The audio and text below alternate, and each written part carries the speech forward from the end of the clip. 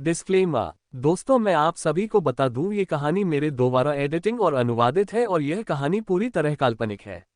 ये सिर्फ दर्शकों के मनोरंजन के लिए बनाई गई है। इसमें दर्शाए गए सभी पात्र, नाम, उत्पाद और घटनाएं पूरी तरह काल्पनिक है। ये कहानी किसी भी तरह से किसी भी व्यक्ति के भावनाओं, प्रथाओं, परंपराओं और विश्वासों के अपमान नहीं करती है और कहानी में बताए गए सभी चीजों का मात्र कहानी के लेखक द्वारा बनाई गई लेख की अपनी एक कल्पना है। तो दोस्तों, मैं आपको आगे बता दूं, अगर आप हमारे द नॉवल एक्सप्लेनर चैनल पर नए हैं तो वीडियो को भर भर लाइक और चैनल को सब्सक्राइब करना ना भूलें। और टेलीग्राम का लिंक डिस्क्रिप्शन बॉक्स में है, जाकर ज्वाइन करें। धन्यवाद। आपका स्वागत है मार्शल योद्धा अर्जुन की अद्भुत दुनिया में। ये कहानी है वीरता, रहस्यों और युद्धकला की, जहां हर कदम पर रोमांच है। नॉवल लेखक Yavakrit Rao, stories audio creator the novel explainer के द्वारा किया गया है।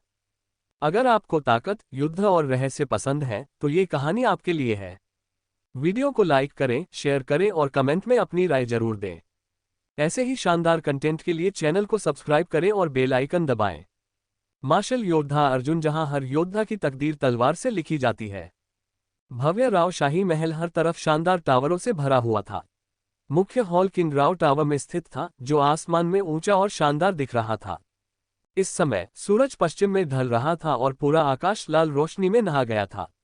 किंग राव टावर सुनहरी रोशनी से चमक रहा था, जिससे ऐसा लग रहा था जैसे ये कोई दिव्य स्वर्ग हो।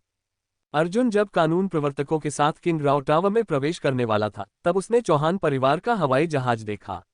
ये किंग राव टावर के सामने के चौक में खड़ा था और उसके चारों ओर चौहान परिवार के सैनिक तैनात थे।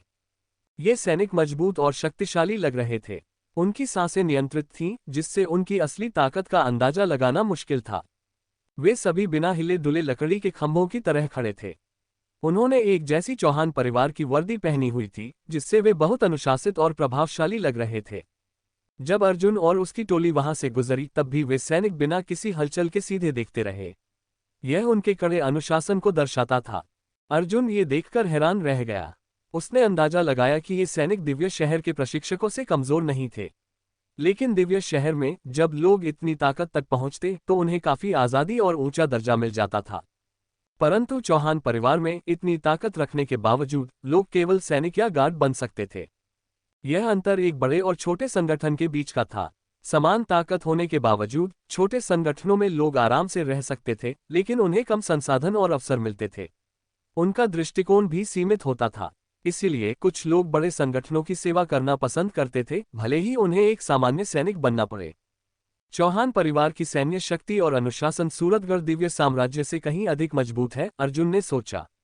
इससे उसे आने वाले उजाड़ जानवरों की भीड़ के हमले का सामना करने का आत्मविश्वास मिला।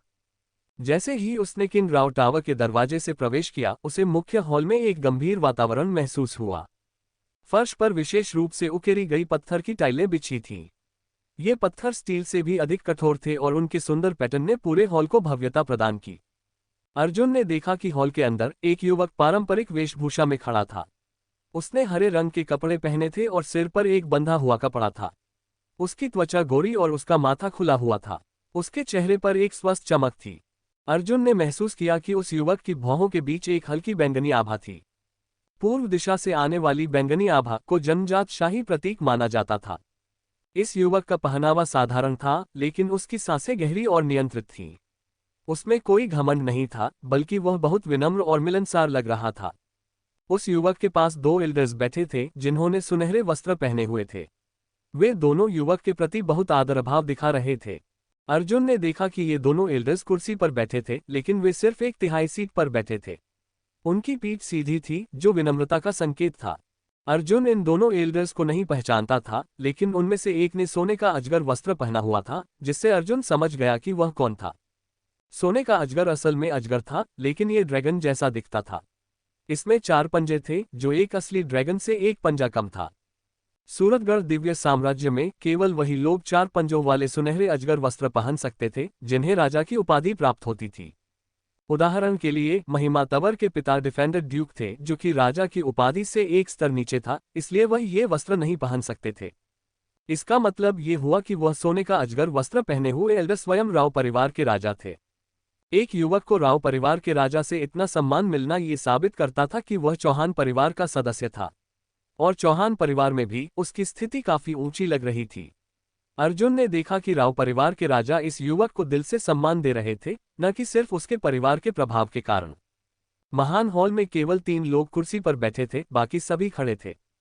अर्जुन ने देखा कि खड़े हुए लोगों में कुछ किशोर लड़के और लड़कियां थीं, जिन्होंने समान वर्दी पहनी हुई थी।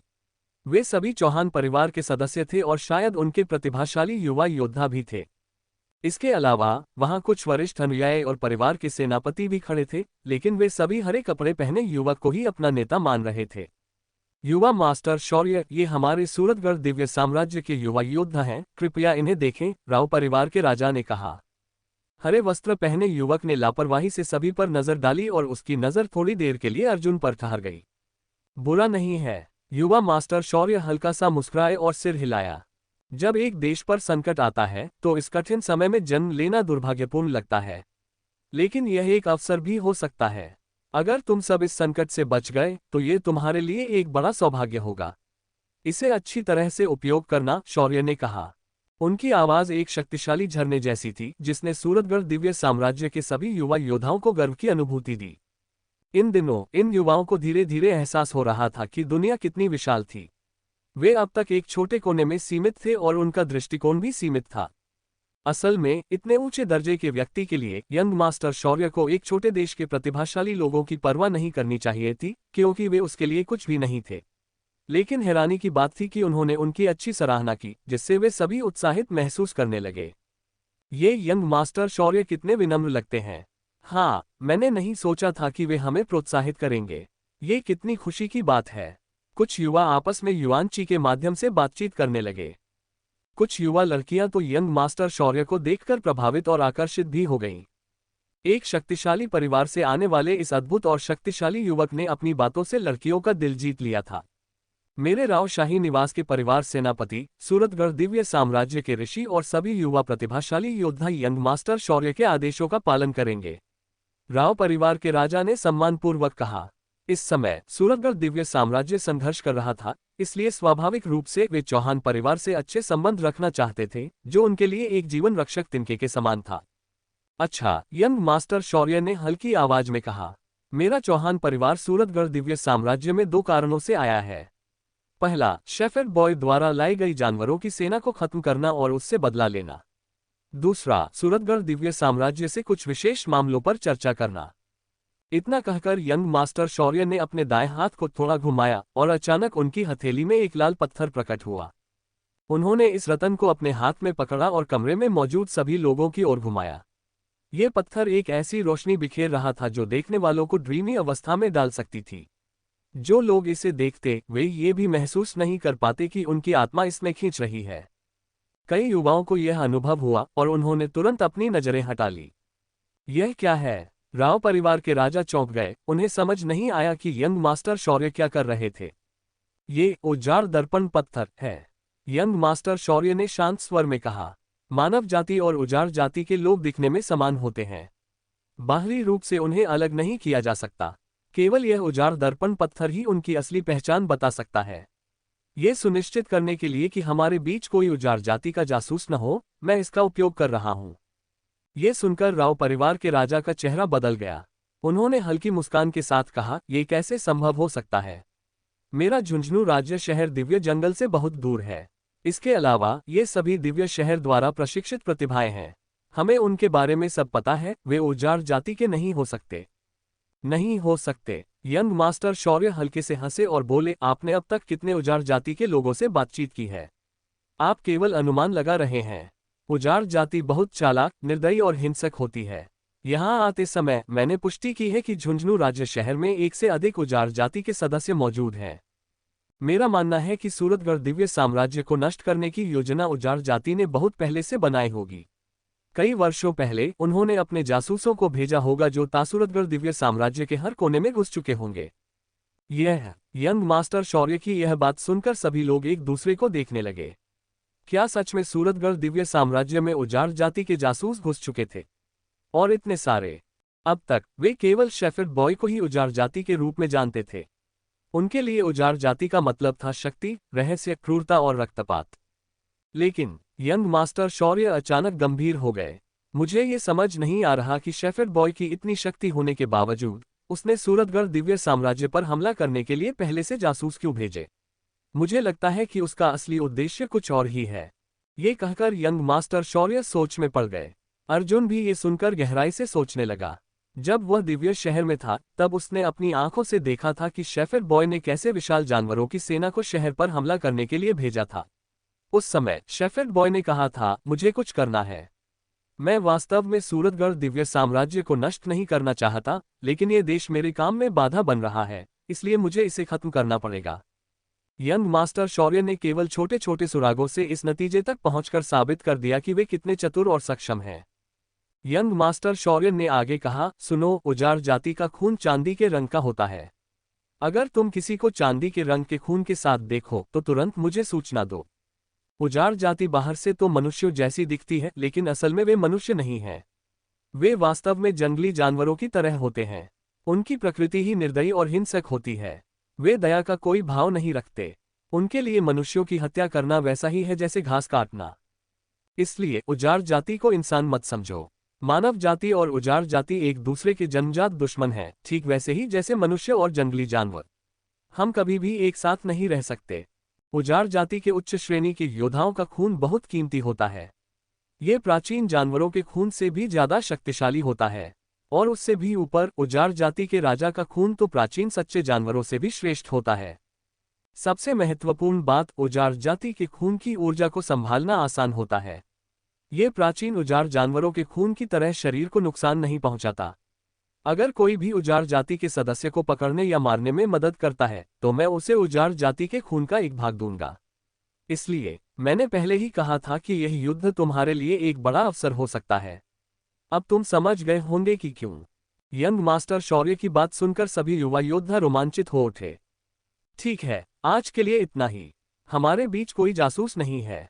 अब से शहर के द्वार बंद कर दिए जाएंगे और सबसे पहले हम उस जासूस को ढूंढेंगे। यंग मास्टर शौर्य ने आत्मविश्वास से मुस्कुराते हुए कहा। अब वह शेफर्ड बॉय से बदला लेना चाहता था, जिसने पहले पश्चिमी क्षेत्रों में खून की नदियां बहाई थीं और लगभग उसके माता पिता और उसे मार दिया था। शौर्य चौहान और अर्जुन के बीच बहुत ज्यादा दुश्मनी होने वाली है, एक दूसरे की जान के प्यासे बन जाएंगे ये। और हाँ, आप लोगों को वो राव भाई तो पता ही होंगे जिन्होंने दिव्य शहर में अर्जुन के साथ पंगा लिया था, उनकी जिंदगी खत्म होने वाली है अब। बस इस कहानी में बने रहिए और आपको सब पता चल जाएगा। आपको क्या लगता है कि वह उजाड़ जाति का इंसान कौन हो सकता है? और जब आप लोगों को पता चलेगा वह कौन है तो आप लोग पक्का अचंभित रह जाएंगे। झुंझुनू प्रांत शहर बंद था। लोग घर घर जाकर उस उजाड़ जाति के जासूस की तलाश कर रहे थे। बहुत सारे उजाड़ दर्पण पत्थर बांटे गए। चौहान परिवार और राव शाही निवास के लोग भी खोजबीन कर रहे थे, लेकिन कुछ दिनों की खोज के बाद भी एक भी उजाड़ जाति का व्यक्ति नहीं मिला। कुछ लोगों को शक हुआ कि यंग मास्टर शौर्य जरूरत से ज्यादा चिंतित हो रहा है। अगर मैंने कहा कि वे यहाँ हैं तो वे यकीनन यहाँ हैं। मेरी भावना गलत नहीं हो सकती। मैंने पहले भी कुछ बहुत शुद्ध रक्त वाले उजाड़ जाति के सदस्य देखे हैं और मैंने उनके शुद्ध रक्त से बने औषधि भी इस्तेमाल किए हैं, इसलिए मुझे उनकी उपस्थिति का आभास हो जाता है। अब मुझे उनका एहसास हो चुका है, तो इसका मतलब है कि वे यहाँ छिपे हुए हैं।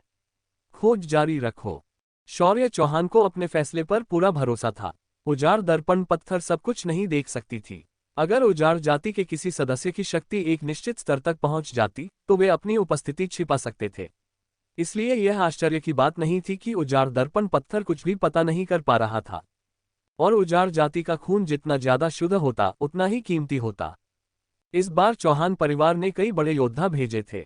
उन्हें उजाड़ जाति की ताकत से डर नहीं था, बल्कि वे बस इस बात से चिंतित थे कि उनका खून शुद्ध होना चाहिए। मुझे एक उच्च स्तरीय उजाड़ जाति के सदस्य का जीवन देने वाला रक्त निकालकर औषधि में बदलना है। मैं उनकी लाशों का बलिदान अपने उन साथियों के लिए दूंगा जो पहले मारे गए थे। शौर्य चौहान ने अपनी इंटरस्पेशल रिंग अंतरस्थानिक अंगूठी को छुआ और उसकी आंखों में एक ठंडी चमक आई। उसने अपनी पूरी जिंदगी का लक्ष्य उजाड़ जाति को पूरी तरह खत्म करने का बना लिया था। अगर वह पूरी उजाड़ जाति को खत्म कर देता तो उजाड़ जानवरों की एक बड़ी सेना नहीं बन पाती और कोई खतरा नहीं होता। उजाड़ जाति के खून से औषधि बनाना। राव शाही निवास के एक छोटे से आंगन में अर्जुन एक लंबी बेंच पर बैठा 100 साल पुराने पेड़ से गिरते पत्तों को देख रहा था। यह आंगन शायद किसी शाही सेविका का था। वहां एक झूला भी था, लेकिन कोई नहीं जानता था कि वह लड़की कहां चली गई। इसीलिए अर्जुन और महिमा को इस जगह पर रहने के लिए दिया गया था। झुंझुनू प्रांत शहर में बहुत सारे लोग आ चुके थे। हालांकि रावशाही निवास बहुत बड़ा था, फिर भी वह जल्दी भर गया। एक अकेले व्यक्ति के लिए इस तरह का आंगन मिलना बहुत मुश्किल था। क्या तुम्हें उजाड़ जाति के खून से औषधि बनाने से कोई आपत्ति है? महिमा उसके सामने बैठी थी। इन दिनों उजाड़ जानवरों की सेना से लड़ते हुए वह कभी कभी अर्जुन से बातें कर लेती ताकि तनाव थोड़ा कम हो सके। वह दिव्य शहर का ज्यादा लोगों को नहीं जानती थी। अंकुर उसका एक दोस्त था और दूसरा अर्जुन। थोड़ी बहुत तो होगी ही। उजाड़ जाति के लोग इंसानों की तरह ही दिखते हैं, इसलिए उनके खून से औषधि बनाना मुझे थोड़ा अजीब लगता है, अर्जुन ने सोचकर जवाब दिया। हालांकि शौर्य चौहान ने कहा था कि उजाड़ जाति को इंसान नहीं समझना चाहिए, बल्कि उन्हें बस उजाड़ जानवरों की तरह ही देखना चाहिए। महिमा ने कहा, उजाड़ जाति बहुत क्रूर होती है, उन्होंने अनगिनत लोगों को मारा है। शेफर्ड बॉय दिखने में एक सीधा साधा लड़का लगता है, लेकिन असल में वह बहुत निर्दयी है। पुराने समय में कहा जाता था कि दुश्मनों से इतनी नफरत होती थी कि बस उनका मांस खा ले और उनका खून पी ले। तो मुझे ये ज्यादा गलत नहीं लगता। महिमा की बात गलत नहीं थी। अब शौर्य चौहान की दुश्मनी उजाड़ जाति के साथ शायद प्रसिद्ध मुगलों और मराठों की तरह थी। वैसे अर्जुन, तुम्हें अभय राव और दिनेश राव से सावधान रहना चाहिए। वे राव शाही निवास लौट आए हैं और यह जगह उन्हीं की है। महिमा को अचानक अर्जुन और राव शाही परिवार के बच्चों के बीच की दुश्मनी याद आ गई। हाँ, मुझे पता है, मैं सतर्क रहूंगा। दिव्य शहर में अर्जुन का कोई कुछ नहीं कर सकता था और न ही दिनेश राव और उसके साथियों को अर्जुन भी कोई नुकसान पहुंचा सकता था, क्योंकि वहां के नियमों ने उन्हें रोक रखा था। लेकिन अब राव शाही निवास में अर्जुन को और ज्यादा सतर्क रहना था। हालांकि अभय राव या दिनेश राव सिर्फ शाही परिवार के युवा सदस्य थे। वे अपने दम पर राव शाही निवास के असली ताकतवर लोगों को प्रभावित नहीं कर सकते थे। जैसे ही अर्जुन ये सोच रहा था, उसने अचानक बाहर शोर सुना। ओह, क्या हुआ? अर्जुन ने ध्यान लगाया और सुना कि लोग चिल्ला रहे थे, जैसे उन्होंने उजाड़ जाति के एक जासूस को पकड़ लिया हो और वे शौर्य चौहान को खुश करने के लिए उसे सौंपने वाले हों। उन्होंने एक उजाड़ जाति का जासूस पकड़ लिया। महिमा ने भी यह सुना। वह चकित थी और खुशी से खड़ी हो गई। लेकिन महिमा के पास खड़े अर्जुन का चेहरा बदल गया। क्या?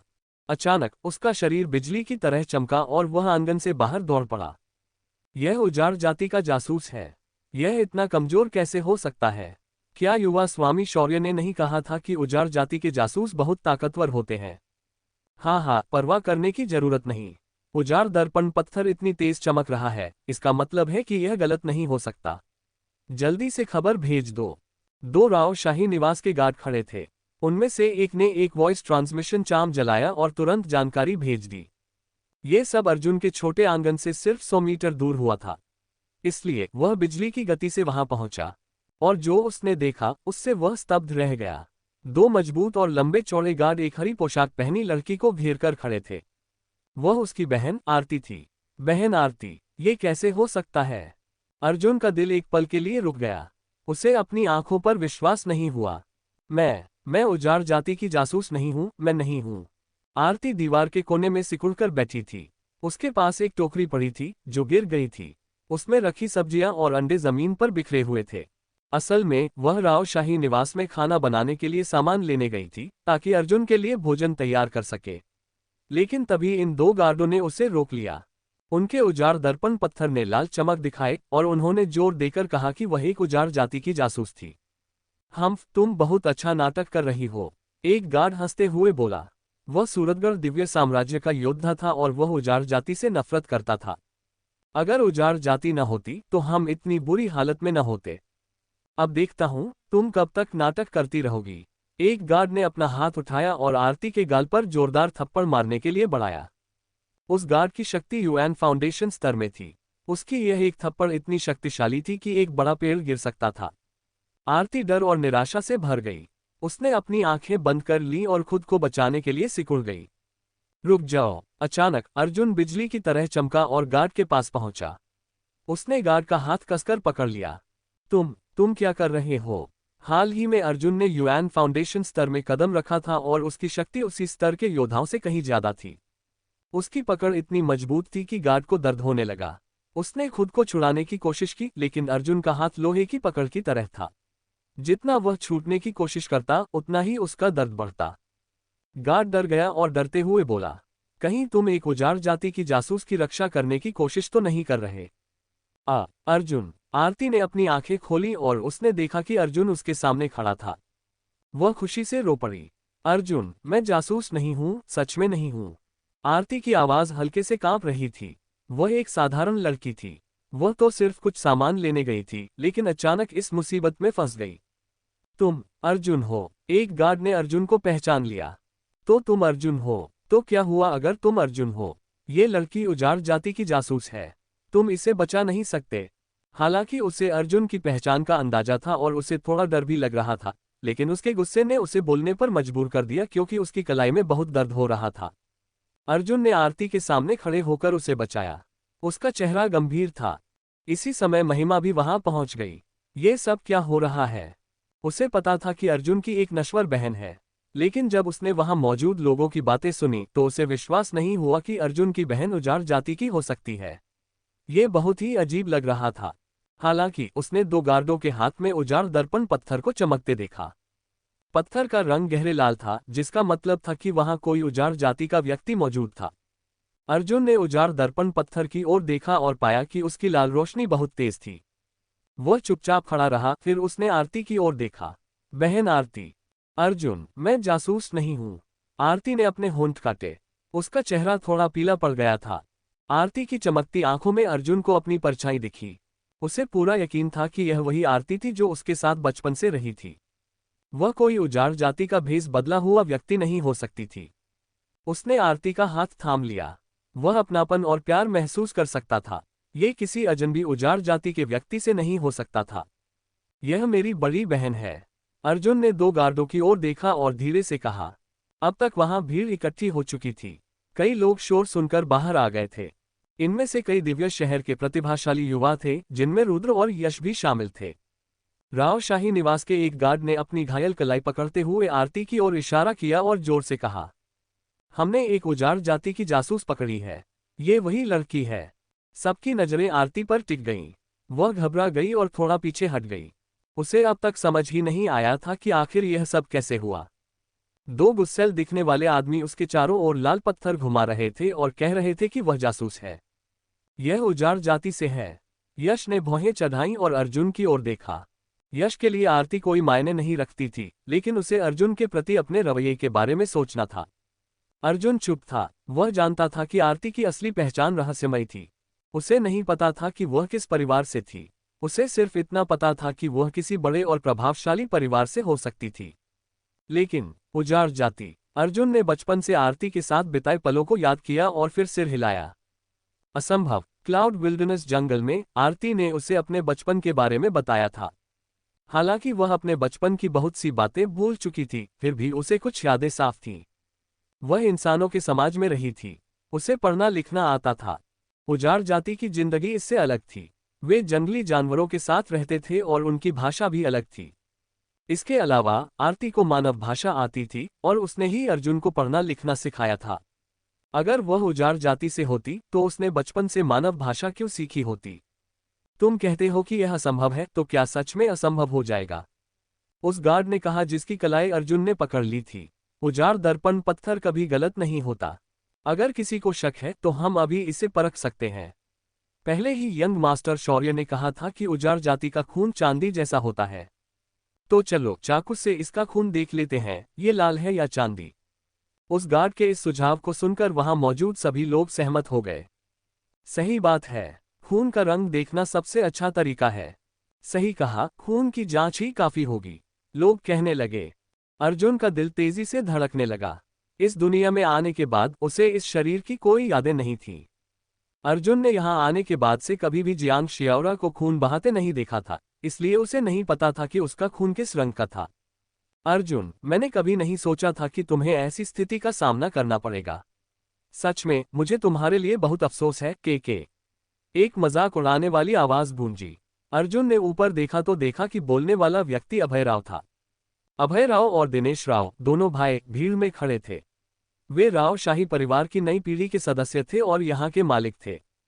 पिछले कुछ दिनों से चूंकि हर कोई अस्थायी रूप से राव शाही महल में रह रहा था, इन दोनों भाइयों की स्थिति स्पष्ट रूप से दिव्य शहर के कुलीनों के बीच बढ़ गई थी। लेकिन फिर भी वे अर्जुन के सामने बहुत नीचे थे। दिव्य शहर में ताकतवर लोगों का अधिक सम्मान किया जाता था। अर्जुन ने अपनी मेहनत से अपनी पहचान बनाई थी, जबकि ये दोनों भाई अपने पारिवारिक रुतबे के कारण यहाँ थे। इसीलिए भले ही वे रावशाही महल में वापस आ गए थे, फिर भी जब भी वे अर्जुन को देखते वे उससे बचने की कोशिश करते। लेकिन आज जब उन्होंने सुना कि अर्जुन की बहन शायद उजाड़ जाति की है, तो वे बहुत खुश हो गए। उन्होंने कभी सोचा भी नहीं था कि अर्जुन के साथ ऐसा कुछ होगा। अगर यह सच निकला तो ये बहुत दिलचस्प होने वाला था। आरती की पहचान के कारण वे अर्जुन को नीचा दिखाने का मौका पा सकते थे। अर्जुन की आंखें ठंडी हो गईं। ये दोनों भाई और वह एक हाथ वाला अनिरुद्ध तीनों छिपे हुए सांपों की तरह थे। वे कभी भी उस पर हमला कर सकते थे। दुर्भाग्य से इस माहौल में अर्जुन उनके खिलाफ कुछ नहीं कर सकता था। उसी समय भीड़ अचानक शांत हो गई और रास्ता बनाने लगी। एक अदृश्य दबाव वातावरण में फैल गया। अर्जुन खड़ा हो गया। उसने देखा कि लोगों के बीच से होकर शौर्य चौहान धीरे धीरे आगे बढ़ रहा था। शौर्य चौहान अब भी हरे कपड़ों में था। वह किसी हल्की ठंडी हवा की तरह लग रहा था, शांत और सौम्य। उसके व्यक्तित्व में हल्के बादलों और धीमी हवा की शांति थी, और वह किसी भी तरह से आक्रामक नहीं दिखता था। लेकिन शौर्य चौहान के सामने अर्जुन को न जाने क्यों दबाव महसूस हो रहा था। क्या यहाँ किसी उजाड़ जाति के जासूस को पकड़ा गया है? शौर्य चौहान ने पूछा और आरती की ओर देखा। क्या ये तुम हो? शौर्य चौहान मुस्कुराया। आरती ने अपनी सांसें रोक लीं। हरे कपड़ों वाले इस व्यक्ति के सामने वह डर महसूस कर रही थी। वह अर्जुन के पीछे छिप गई क्योंकि उसे समझ नहीं आया कि शौर्य चौहान के सामने उसे इतना भय क्यों लग रहा था। अर्जुन ने भौहें चढ़ा ली। शौर्य चौहान बहुत जल्दी आ गया था। अगर शौर्य चौहान न होता तो अर्जुन को लगता कि वह अपनी स्थिति का उपयोग करके बिना किसी परेशानी के आरती की रक्षा कर सकता था, भले ही उसकी पहचान स्पष्ट न हो। आखिरकार आरती एक साधारण इंसान थी। यहाँ तक कि अगर कोई ऋषि स्वर्गीय दृष्टि से उसकी जांच करता तो भी परिणाम वही आता। एक साधारण लड़की को ऐसी कठिनाइयों का सामना नहीं करना चाहिए। लेकिन शौर्य चौहान अलग था। अर्जुन उसे जानता नहीं था और उसकी उजाड़ जाति से गहरी दुश्मनी थी। हाँ, यही लड़की है। हमने इसे उजाड़ दर्पण पत्थर से जांचा और वह इतना लाल हो गया कि लगभग बैंगनी पड़ने लगा। इसमें जरूर कुछ गड़बड़ है, लेकिन कोई इसे बचाने की कोशिश कर रहा है। वह गार्ड स्पष्ट रूप से अर्जुन की ओर इशारा कर रहा था। शौर्य चौहान हल्के से मुस्कुराया और अर्जुन की ओर देखा। इस लड़की का तुमसे कुछ खास रिश्ता है? वह मेरी बड़ी बहन है, अर्जुन ने गंभीरता से कहा। उसने यह बात आज कई बार दोहराई थी। सगी बहन? शौर्य चौहान ने तुरंत पूछा। अर्जुन कुछ क्षणों के लिए झिझका, फिर सिर हिला दिया। नहीं। तो क्या तुम्हारे माता पिता ने इसे गोद लिया था? शौर्य चौहान के सवालों से अर्जुन का दिल डूबने लगा। हालांकि वह इसका जवाब देने के लिए बिल्कुल भी तैयार नहीं था, फिर भी उसे आखिरकार सिर हिलाना पड़ा। हाँ। कहाँ से गोद लिया? शौर्य चौहान ने फिर पूछा। अर्जुन का दिल और ठंडा पड़ने लगा। Cloud wildness. आरती की पृष्ठभूमि उसकी पहचान को साबित करने के लिए बेहद नुकसानदायक थी। लेकिन अर्जुन इस बारे में झूठ नहीं बोल सकता था, क्योंकि उसके पारिवारिक इतिहास के बारे में बहुत से लोग जानते थे। क्लाउड वाइल्डनेस एक बंजर जगह है जहां बहुत सारे उजाड़ जानवर रहते हैं। वहां उजाड़ जाति के लोग भी गुप्त रूप से रहते हैं। तुमने वहां एक अज्ञात पृष्ठभूमि वाली लड़की को गोद लिया, तो ये पूरी तरह संभव है कि वह उजाड़ जाति से हो। शौर्य चौहान के ये कहते ही अभय राव और उसके साथियों के चेहरे पर खुशी झलकने लगी। अब ये सच लगने लगा था। अर्जुन ने अपनी मुठ्ठियां कस लीं। उसे पता था कि अपनी वर्तमान शक्ति के साथ वह शौर्य चौहान का सामना करने लायक नहीं था। अगर शौर्य चौहान ने आरती के खिलाफ कुछ करने की ठान ली तो अर्जुन कुछ नहीं कर सकता था। शौर्य चौहान पर हमला करना पत्थर पर अंडे फेंकने जैसा था। ऐसा करने से वह नाराज हो सकता था और स्थिति और भी बदतर हो सकती थी। अर्जुन की प्रतिक्रिया देखकर शौर्य चौहान हल्के से हंसा। लगता है तुम्हें अपनी बहन की बहुत परवाह है। घबराने की जरूरत नहीं। अगर वह सच में उजाड़ जाति से भी हुई और उसे शेफर्ड बॉय के बारे में कुछ नहीं पता, और अगर वह सिर्फ एक आम उजाड़ जाति की लड़की है जिसे गलती से गोद लिया गया, तो मैं तुम्हारी वजह से उसे इस बार छोड़ सकता हूं। लेकिन उस पर कुछ प्रतिबंध लगाए जाएंगे। शौर्य चौहान की यह बात सुनकर अर्जुन को कुछ राहत मिली। उसे कभी उम्मीद नहीं थी कि शौर्य चौहान पीछे हट जाएगा। क्या यह उसकी प्रतिष्ठा की वजह से था? अर्जुन को यह थोड़ा अविश्वसनीय लगा। वह सूरतगढ़ दिव्य साम्राज्य में भले ही किसी स्तर पर था, लेकिन शौर्य चौहान की नजरों में वह शायद कुछ भी नहीं था। कोई इसे खून की जांच के लिए तैयार करे। शौर्य चौहान ने अपनी मुस्कान मिटाकर आदेश दिया। एक तेज चाकू लाया गया और राव शाही महल के एक गार्ड ने उसे पकड़ लिया। रुको, मैं खुद करूंगा। अर्जुन ने उस गार्ड को रोक दिया जो उत्सुकता से आगे बढ़ रहा था। अर्जुन किसी और को आरती को चोट पहुंचाने नहीं दे सकता था, खासकर जब वह व्यक्ति उसका दुश्मन था और अभय राव उसे कुछ गड़बड़ करने के लिए उकसा सकता था। उसे करने दो, शौर्य चौहान ने कहा। उसने आरती की ओर गहरी नजर डाली, लेकिन उसके मन में क्या चल रहा था यह कोई नहीं जान सका।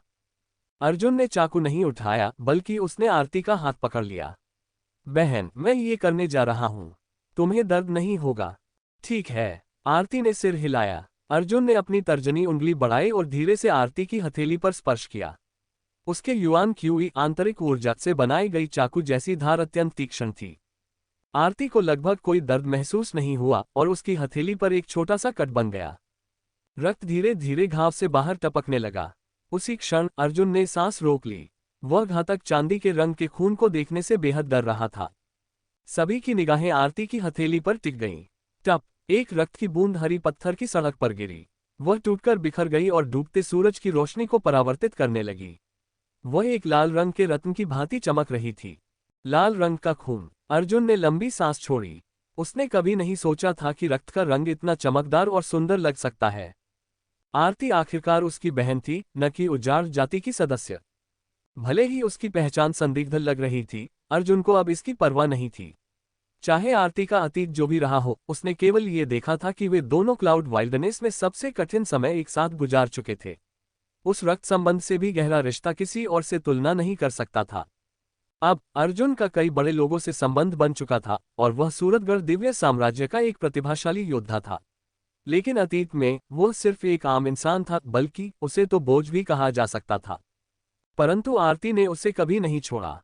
उन्होंने एक दूसरे का सहारा लिया और साथ संघर्ष किया। ये वास्तव में लाल है। यह क्या बकवास है? राव शाही महल के दो गार्ड अविश्वास से देख रहे थे। उन्होंने बहुत मशक्कत से एक उजाड़ जाति का जासूस खोजने की कोशिश की थी, लेकिन आखिर में वे गलत साबित हुए। साला, इस लड़के की किस्मत कितनी अच्छी है कि बिना किसी खरोंच के बच निकला। लेकिन यह अजीब है, अगर लड़की का खून लाल है तो उजाड़ दर्पण पत्थर उसके संपर्क में आने पर लाल क्यों चमका? अभय राव और दिनेश राव के चेहरे पर निराशा झलक रही थी। उन्हें लगा था कि उन्होंने अर्जुन की सबसे बड़ी कमजोरी पकड़ ली थी। भले ही वे इससे अर्जुन की प्रतिष्ठा को नहीं हिला सकते थे, कम से कम वे उसकी बहन को मारकर उसे दुखी कर सकते थे। परंतु अब उनकी सारी योजना व्यर्थ हो गई थी। तो अब कोई समस्या नहीं होनी चाहिए, है ना? किसी ने शौर्य चौहान से पूछा। मैंने पहले ही कहा था, अर्जुन की बहन उजाड़ जाति से कैसे हो सकती है? दिव्य शहर के योद्धा जो अर्जुन का सम्मान करते थे, उसके समर्थन में खड़े हो गए। शौर्य चौहान ने हल्के से अपनी ठुड्डी सहलाई और आरती की ओर एकटक देखा। कोई नहीं जानता था कि वह क्या सोच रहा था। यंग मास्टर शौर्य, क्या अब हम जा सकते हैं? अर्जुन ने आरती को अपने पीछे खड़ा करते हुए पूछा। वह अभी भी सतर्क था। जब तक वह इन लोगों की निगाहों से दूर नहीं चला जाता, उसे अपनी पीठ में भाले चुभने जैसा एहसास हो रहा था। वह बिल्कुल भी सहज महसूस नहीं कर रहा था। लेकिन शौर्य चौहान ने कोई जवाब नहीं दिया। ऐसा लगा कि उसे कुछ याद आ गया हो और वह विचारों में खो गया। अचानक वह धीरे धीरे आरती की ओर बढ़ने लगा। आरती का दिल तेजी से धड़कने लगा और वह अनायास ही कुछ कदम पीछे हट गई। हालांकि शौर्य चौहान ने उसे जबरदस्ती नहीं रोका। वह वहीं रुक गया जहां कुछ क्षण पहले आरती खड़ी थी। उसके चेहरे पर हल्की मुस्कान थी और वह नीचे झुक गया। वह ध्यान से जमीन पर पड़ी रक्त की बूंद को देख रहा था। ये वही रक्त था जो आरती की हथेली से टपका था। कुछ सेकंड तक उसने उसे देखा, फिर अचानक अपनी उंगली बढ़ाकर उस रक्त की बूंद को छू लिया। अचानक उसके होठों के किनारों पर एक अजीब मुस्कान उभर आई। उसने अपना सिर उठाया और आरती की ओर देखा। उसने हल्की आवाज में कहा, तुम्हारा उपनाम सारस्वत है ना? आरती का दिल डूब गया। शौर्य चौहान की उस मुस्कान के सामने उसका चेहरा अचानक सफेद पड़ गया। तुम? आरती के पास खड़े अर्जुन की चेतना पूरी तरह सतर्क हो गई। अभी तक किसी ने आरती सारस्वत नाम नहीं लिया था, लेकिन फिर भी शौर्य चौहान ने उसके उपनाम का अंदाजा कैसे लगा लिया? शौर्य चौहान धीरे धीरे खड़ा हुआ और उसकी मुस्कान और भी गहरी हो गई, इतनी चमकदार कि उसमें एक भयावह आभा थी। मुझे लगता है कि मुझे पता चल गया कि तुम कौन हो। मैंने कभी नहीं सोचा था कि मैं तुम्हें यहां पाऊंगा। अर्जुन ने देखा कि शौर्य चौहान की नजरें आरती पर कुछ लालच भरी थीं। वह एहसास ऐसा था जैसे कोई जहरीला सांप अपने शिकार को देख रहा हो। अर्जुन ने जोर से आरती का हाथ पकड़ लिया। उसकी हथेलियां पसीने से भीग गई थी क्योंकि वह बेहद घबराया हुआ था। उसके दिल में एक अजीब सी बेचैनी महसूस होने लगी। अगर शौर्य चौहान ने आरती के साथ कुछ भी करने की कोशिश की तो अर्जुन को सच में समझ नहीं आ रहा था कि वह क्या करे। अर्जुन हमेशा शांत रहता था, लेकिन इस समय उसका दिमाग पूरी तरह से खाली हो गया था। यह क्या हो रहा है? उसी समय दो बुजुर्ग भीड़ में चले आए। आगे चलने वाला व्यक्ति सुनहरे रंग के 4 पंजों वाले ड्रैगन के चोगे में था। उसके बाल सफेद थे और आंखें चमक रही थीं। वह था राव परिवार का राजा। उसके बगल में एक बुजुर्ग खड़ा था जो भूरे कपड़े पहने हुए था। ये वही व्यक्ति था जो अर्जुन की शौर्य चौहान से पहली मुलाकात के समय मुख्य हॉल में मौजूद था। वह बहुत कम बोलता था और राव परिवार के राजा का निजी रक्षक प्रतीत होता था। महाराज, अर्जुन की बहन की पहचान को लेकर समस्या है। एक शाही गार्ड ने राजा को युआनची से संदेश भेजते हुए स्थिति समझाई। राव परिवार का राजा कुछ क्षणों के लिए चौंक गया क्योंकि उन्हें भी यह उम्मीद नहीं थी। यंग मास्टर शौर्य, ये लड़की कौन है? अब आरती की पहचान संदिग्ध थी। इसका जवाब केवल शौर्य चौहान ही दे सकता था। ये लड़की उजाड़ जाति की है। शौर्य चौहान ने बस एक वाक्य में आरती की पहचान बता दी, बिना कोई और स्पष्टीकरण दिए। अर्जुन का दिल डूब गया। उजाड़ जाति, भले ही उसका खून लाल था, फिर भी वह उजाड़ जाति की थी। पहले शौर्य चौहान ने कहा था कि अगर आरती उजाड़ जाति की साधारण लड़की होती और उसे बस गलती से गोद लिया गया होता, जिसे शेफर्ड बॉय के हमले की कोई जानकारी नहीं थी, तो वह उसे छोड़ सकता था। लेकिन अब मामला उतना सरल नहीं लग रहा था। यंग मास्टर शौर्य, क्या मैं जान सकता हूं कि आप मेरी बहन के साथ क्या करने वाले हैं? हो सकता है कि वह उजाड़ जाति से हो, लेकिन वह सिर्फ एक आम लड़की है। अर्जुन ने अपनी भावनाओं को दबाते हुए सम्मानपूर्वक पूछा, इस उम्मीद में कि शौर्य चौहान उसे छोड़ देगा। सिर्फ एक साधारण लड़की? शौर्य चौहान ने अर्जुन की ओर देखा और हल्का सा हंसा। तुम कैसे कह सकते हो कि वह साधारण है? वह आम नहीं है, उसकी पहचान बहुत खास है। मैं तुम्हारी बहन को अपने साथ ले जाऊंगा। मैं कोई झूठ नहीं बोलूंगा और न ही तुम्हें कोई झूठी उम्मीद दूंगा। मैं चाहता हूं कि तुम ये समझो कि मनुष्य और उजाड़ जाति के बीच हमेशा से दुश्मनी रही है और कभी भी शांति से रहने की कोई संभावना नहीं है। हमारे लिए उजाड़ जाति के लोग केवल ऐसे जानवर हैं जो बोल सकते हैं। अगर ये लड़की सच में एक साधारण उजाड़ जाति की होती तो तुम्हें इसे एक पालतू या दासी के रूप में रखने में कोई दिक्कत नहीं होती और मैं इसकी इजाजत दे देता। लेकिन ऐसा नहीं है। इसके अतीत में एक बड़ा रहस्य छिपा है और अगर इसे उजाड़ जाति को सौंप दिया गया तो यह इंसानों के लिए असीमित तबाही ला सकती है। हो सकता है कि यह तबाही शेफर्ड बॉय द्वारा लाई गई जानवरों की भीड़ से भी ज्यादा भयानक हो। जब शौर्य चौहान ने यह कहा तो हर कोई चौंक गया। क्या यह लड़की सच में शेफर्ड बॉय द्वारा लाई गई जवारों की भीड़ से भी बड़ी तबाही मचा सकती थी? इसलिए मुझे इसे मारना होगा और इसके खून का उपयोग मैं औषधियां बनाने के लिए करूंगा। सच्चाई क्रूर होती है, लेकिन चूंकि तुमने पूछा इसलिए मैंने सच बता दिया। शौर्य चौहान ने ये कहते ही अपनी मुस्कान मिटा दी। उसकी आवाज बर्फ की तरह ठंडी थी और उसमें घातक इरादा साफ झलक रहा था। अर्जुन के पीछे खड़ी आरती को ऐसा लगा जैसे किसी ने उस पर बिजली गिरा दी हो। औषधि बनाना, मेरा शरीर औषधि में बदल दिया जाएगा। अर्जुन का खून खौल उठा और उसकी आंखें गुस्से से लाल हो गईं। शौर्य चौहान सच में आरती को औषधि बनाने के लिए इस्तेमाल करना चाहता था। अर्जुन को ऐसा महसूस हुआ जैसे उसकी आत्मा उसके शरीर से बाहर निकल गई हो। उसके सामने सिर्फ शौर्य चौहान था और बाकी दुनिया जैसे कहीं गायब हो गई थी। अब मैं क्या करूं? मैं क्या करने वाला हूं? उसके दिमाग में हजारों विचार दौड़ रहे थे, लेकिन कोई भी इस स्थिति से बाहर निकलने का हल नहीं दिखा रहा था।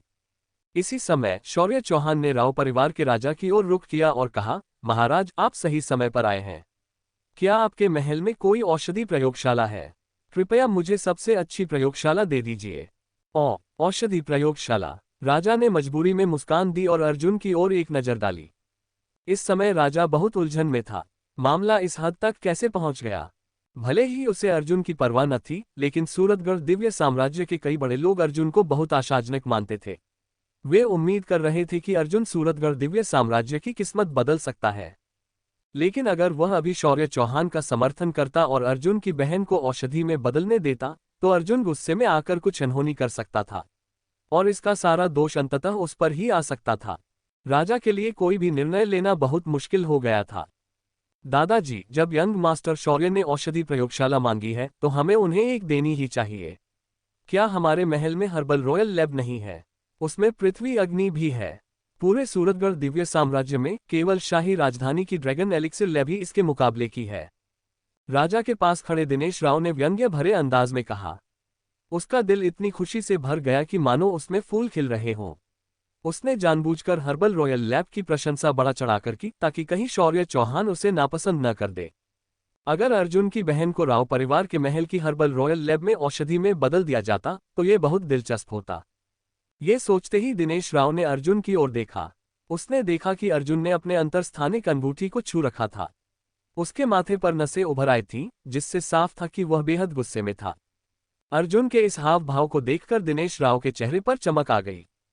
ये बहुत बढ़िया है। अगर अर्जुन गुस्से में आकर हमला कर दे तो यह मजेदार होगा। तब मैं शौर्य चौहान से उसे मरवा सकता हूं। दिनेश राव जानता था कि शौर्य चौहान के सामने अर्जुन कुछ भी नहीं था। ये सोचकर उसने अर्जुन को व्यंग्य भरा युवांची संदेश भेजा। अर्जुन के तुम्हारा चेहरा तो बहुत डरावना लग रहा है, लेकिन तुम कर ही क्या सकते हो। अब तुम बस अपनी बहन को औषधि में बदलते हुए देख सकते हो। यंग मास्टर शौर्य ने कहा था कि उजाड़ जाति के लोग जितने शक्तिशाली होते हैं, उनका खून उतना ही अधिक शक्ति से भरपूर होता है। उससे बनी औषधियां भी अधिक श्रेष्ठ होती हैं। तुम्हारी बहन का खून जरूर बहुत खास होगा। तभी तो यंग मास्टर शौर्य ने उसे चुना। काश मैं भी उन औषधियों में से कुछ पा सकता। दिनेश राव ने ये सब एक अजीब से व्यंग्य भरे अंदाज में कहा। अर्जुन की आंखों में गहरी नफरत चमक उठी। उसने मन ही मन दिनेश राव को मरने की सजा दे दी थी। असल में अब तक अर्जुन ने कभी किसी इंसान को सच में नहीं मारा था। उदाहरण के लिए महेंद्र की मौत अर्जुन की वजह से जरूर हुई थी, लेकिन अर्जुन ने उसे केवल अपंग किया था। महेंद्र खुद अपनी हताशा और गंभीर चोटों के कारण मरा था। महेंद्र वह इंसान था जिसने अर्जुन और उसकी बहन को उसके कबीले में मारने की कोशिश की थी। इस कहानी में महेंद्र अर्जुन का सबसे पहला दुश्मन था। लेकिन इस पल अर्जुन सच में दिनेश राव को मारना चाहता था। दिनेश राव अर्जुन की ठंडी खौफनाक आंखों को देखकर अचानक असहज हो गया। उसकी पीठ ठंडी पड़ गई, लेकिन फिर उसने खुद को समझाया, डरने की क्या बात है। उसने तय कर लिया था कि वह औषधि प्रयोगशाला की व्यवस्था करेगा और शौर्य चौहान की खुशामद करके उसे खुश कर देगा। अगर वह ऐसा करने में सफल होता तो उसकी हैसियत तेजी से बढ़ती। अर्जुन चाहे जितना भी खास क्यों न हो, क्या फर्क पड़ता है। दिव्य शहर में वह खास हो सकता है, लेकिन यंग मास्टर शौर्य के सामने वह कुछ भी नहीं। तो क्या सच में आरती को औषधि में बदल दिया जाएगा? क्या अर्जुन अपनी बहन की रक्षा कर पाएगा? अर्थ की अग्नि वाली औषधि लैब, शायद ये ठीक रहेगा, शौर्य चौहान ने हल्के अंदाज में कहा। शौर्य चौहान के इस बयान ने फैसले को तय कर दिया था। अब राव परिवार के राजा और कर भी क्या सकते थे। जब पूरा सूरतगढ़ दिव्य साम्राज्य नष्ट होने की कगार पर था, तो वे यंग मास्टर शौर्य के आदेश की अवहेलना कैसे कर सकते थे। Uncle Madhav, young master Chauhan के लिए हर्बल रॉयल लैब की व्यवस्था करें, राव परिवार के राजा ने कहा और साथ ही अर्जुन की ओर देखा। वह पूरे समय अर्जुन की प्रतिक्रिया पर नजर रख रहे थे। उन्हें इस युवक के लिए कुछ सहानुभूति भी महसूस हो रही थी। जी महाराज। अंकल माधव वही बूढ़े व्यक्ति थे जो हमेशा राजा के साथ रहते थे। वे राजा के निजी रक्षक और राव शाही निवास के प्रबंधक भी थे। अंकल माधव, मुझे और अभय को इसकी व्यवस्था करने दें, दिनेश राव ने कहा। वह इस काम को करने के लिए उतावला था ताकि शौर्य चौहान को खुश कर सके। ऐसा मौका बार बार नहीं मिलता था। Young master Abhay, young master Dinesh. Uncle Madhav थोड़ा झिझके, लेकिन उन्होंने उन्हें नहीं रोका। वे बस चुपचाप राव परिवार के राजा के पास खड़े रहे। अभय राव और दिनेश राव ने अर्जुन की ओर एक उपहास भरी नजर डाली और फिर शौर्य चौहान से विनम्रता से बोले, यंग मास्टर चौहान, क्या हम अभी इसे कर सकते हैं? यदि आपको किसी सामग्री की आवश्यकता हो तो हम तुरंत उसकी व्यवस्था कर सकते हैं। अभय राव ने पूरे आत्मविश्वास से अपने सीने पर हाथ मारा। शौर्य चौहान हल्की मुस्कान के साथ बोले, कोई जरूरत नहीं। मुझे लगता है कि तुम्हारे पास वे चीजें नहीं होंगी जो मुझे चाहिए। हाँ हाँ हाँ, जो चीजें यंग मास्टर चौहान को चाहिए वे बहुत कीमती खजाने होंगी जिन्हें हम नहीं ला सकते। हमें पहले की मजाक के लिए माफ करें। हालांकि उन्हें तिरस्कार मिला था, फिर भी वे हंसते हुए चापलूसी कर रहे थे। इसी समय शौर्य चौहान ने आरती की ओर देखा। अर्जुन आरती के सामने खड़ा था। उसका दायां हाथ मुट्ठी में भींचा हुआ था और उसका बायां हाथ अपने दाएं हाथ की अंतरस्थानिक अंगूठी पर था। इस समय अर्जुन एक छोटे पक्षी की तरह था जो अपने नन्हे बच्चों की रक्षा करने के लिए एक बड़े खूंखार बाज के सामने खड़ा था। तुम्हारा नाम अर्जुन है ना? मैं देख सकता हूं कि तुम बहुत होनहार हो। इतनी छोटी उम्र में एक छोटे से देश में जन्म लेकर भी इतनी ऊंचाइयां हासिल करना आसान नहीं है। इतनी कम उम्र में युआन फाउंडेशन चरण में पहुंचना और इतनी मजबूत नींव बनाना वास्तव में कठिन है। अपने भविष्य को संजोकर रखो और कोई मूर्खता मत करो। मैंने बार बार कहा है कि इंसान और उजाड़ जाति एक दूसरे के कट्टर दुश्मन हैं।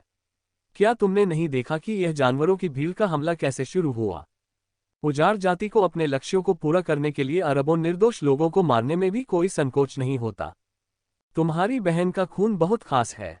मैं उसे जिंदा नहीं छोड़ सकता। अगर उजाड़ जाति को उसके बारे में पता चल गया तो यह इंसानों के लिए एक बहुत बड़ा खतरा बन जाएगा। ये कहते हुए शौर्य चौहान अर्जुन और आरती की ओर बढ़ने लगे। लेकिन अर्जुन ने दांत भींच लिए और अपनी जगह अडिग खड़ा रहा। शौर्य चौहान ने अपनी भौहें चढ़ा लीं। उसने अर्जुन की आंखों में कुछ सेकंड तक देखा, लेकिन अर्जुन टस से मस नहीं हुआ और बिना डरे उसकी आंखों में देखता रहा। शौर्य चौहान का चेहरा गंभीर हो गया। उनकी सहनशीलता की एक सीमा थी। मैं आखिरी बार कह रहा हूं, तुम्हारे पास सिर्फ 3 सांसों का समय है, हट जाओ। अर्जुन ने गहरी सांस ली। उसे ऐसा लग रहा था कि उसका दिल लहूलुहान हो रहा है, लेकिन उसने अपने दर्द को सह लिया। यंग मास्टर चौहान, मैं आपसे विनती करता हूं, मेरी बहन को छोड़ दीजिए। आप उस पर कोई प्रतिबंध लगा सकते हैं, लेकिन ओह! शौर्य चौहान का चेहरा ठंडा हो गया और उनकी ताकत फूट पड़ी। पहले शौर्य चौहान एक हल्की हवा की तरह लगते थे। उनके व्यक्तित्व में एक सुकून देने वाला आकर्षण था, लेकिन अब वे किसी दुष्ट राक्षस की तरह लग रहे थे। ऐसा महसूस हो रहा था जैसे शौर्य चौहान के शरीर के अंदर कोई भयंकर दानव जाग उठा हो। अचानक शौर्य चौहान बहुत डरावने लगने लगे। भाड़ में जाओ! शौर्य चौहान ने हाथ हिलाया और अर्जुन को ऐसा महसूस हुआ जैसे चारों ओर से एक भयानक ताकत उसकी ओर बढ़ रही हो। उसके शरीर में बहता खून इस पल जैसे जम गया था। उसकी ऊर्जा, उसकी नसें और शरीर के महत्वपूर्ण बिंदु पूरी तरह से जकड़ दिए गए थे। ये शक्ति बहुत ही डरावनी थी और अर्जुन इसका प्रतिरोध करने में पूरी तरह से असमर्थ था। पूरी ताकत से टकराकर उसका शरीर हवा में उछला और राव शाही महल की दीवार से जा टकराया। धड़ाम! तेज आवाज के साथ 1 फुट मोटी दीवार ढह गई। पत्थर गिरने लगे और अर्जुन मलबे के नीचे दब गया। उसका पूरा शरीर धूल और पत्थरों से ढक गया था। इस पल अर्जुन को ऐसा लगा जैसे उसके सारे अंग अपनी जगह से हट गए हों। उसके गले में कुछ अटक गया और उसने खून की एक बड़ी उल्टी कर दी। अर्जुन! यह अचानक हुआ दृश्य देखकर सभी लोग दंग रह गए।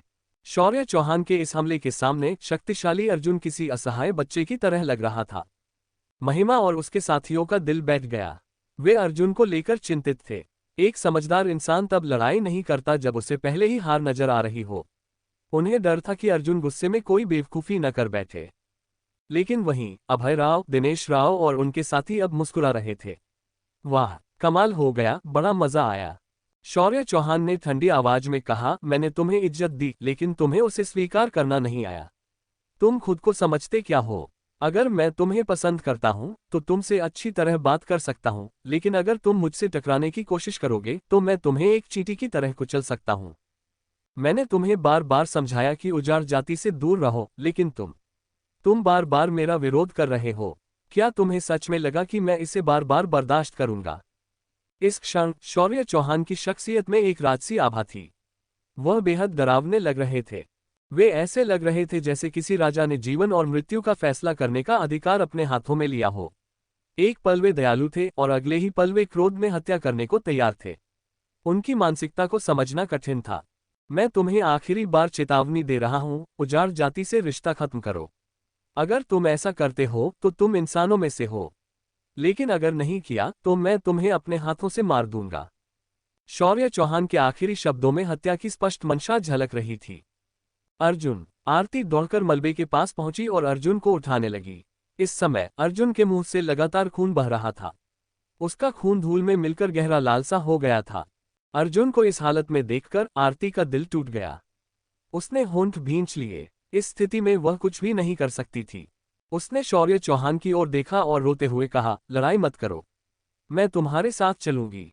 हाँ हाँ। आरती की बात सुनकर शौर्य चौहान जोर जोर से हंस पड़ा। वाह, कितनी हास्यास्पद भाई बहन की मोहब्बत है। एक इंसान और एक उजाड़ जाति की लड़की के बीच इतना लगाव कि वे एक दूसरे के लिए अपनी जान देने को तैयार हैं। ये तो सबसे बड़ा मजाक है। क्या तुम्हें सच में लगा कि मेरे साथ चलने से तुम मुझसे कोई शर्त रख पाओगी? तुम्हारी जिंदगी पहले ही मेरे हाथों में थी, लेकिन मैंने आज तुम्हारे इस तथाकथित भाई को मारना नहीं चाहा है। मैं सिर्फ उसे सबक सिखाना चाहता था ताकि उसे याद रहे कि वह कौन है। मैं उसे यह सिखाना चाहता था कि वह अपनी जाति को भूल नहीं सकता। ये कहते हुए शौर्य चौहान ने अपना हाथ आरती की ओर बढ़ाया। अगर किसी को दोष देना है तो अपनी किस्मत को दो। शौर्य चौहान के हाथों में युवान ऊर्जा बहने लगी और वह आरती के सिर की ओर बढ़े। वह आरती के मस्तिष्क पर हमला करना चाहता था। अगर ऐसा हो जाता तो आरती अपनी मानसिकता खो देगी, लेकिन उसका शरीर जिंदा रहेगा। और जब जिंदा शरीर से औषधि तैयार की जाती है तो सबसे बेहतरीन परिणाम मिलते हैं। आज के लिए इतना ही दोस्तों। अगर आपको वीडियो पसंद आए तो लाइक करें और अपने दोस्तों के साथ शेयर करें। और हमारे द नॉवल एक्सप्लेन चैनल पर बेहतरीन कहानियां का आनंद उठाएं। और हाँ, टेलीग्राम का भी लिंक डिस्क्रिप्शन में है, तो जरूर ज्वाइन करें ताकि आप हमारे अपडेट सबसे पहले पा सकें। आपका सपोर्ट हमारे लिए बहुत महत्वपूर्ण है, इसलिए हमारे साथ जुड़े रहें।